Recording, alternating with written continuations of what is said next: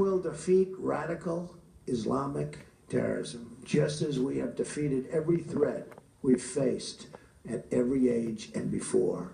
But we will not, remember this, defeat it with closed eyes or silenced voices. A new immigration policy is needed immediately and as well. We should only admit into this country those who share our values and respect our people. In the Cold War, we had an ideological screening test.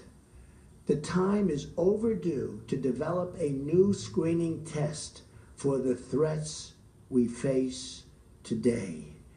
I call it extreme vetting. I call it extreme vetting. One of my first acts as president will be to establish a commission on radical Islam, which will include reformist voices in the Muslim community who will hopefully work with us. We want to build bridges and erase divisions. The goal of the commission will be to identify and explain to the American public the core convictions and beliefs of radical Islam, to identify the warning signs of radicalization, and to expose the networks in our society that support radicalization.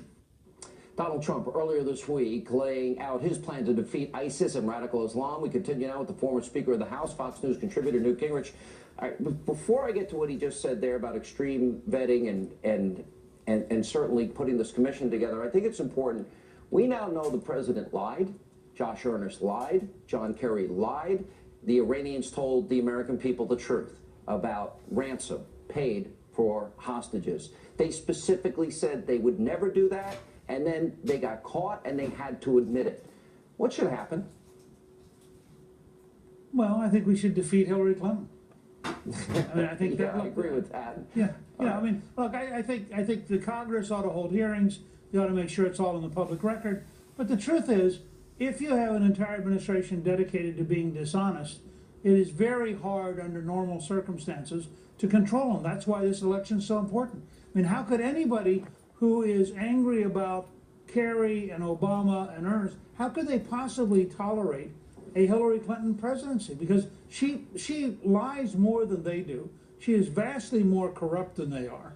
I mean, nobody's ever actually suggested that Obama is corrupt, but she's actually corrupt, and that she is she has we misused learned more the this office. week. It means that clearly she sold access and Right. and profited from her office for the Clinton Foundation.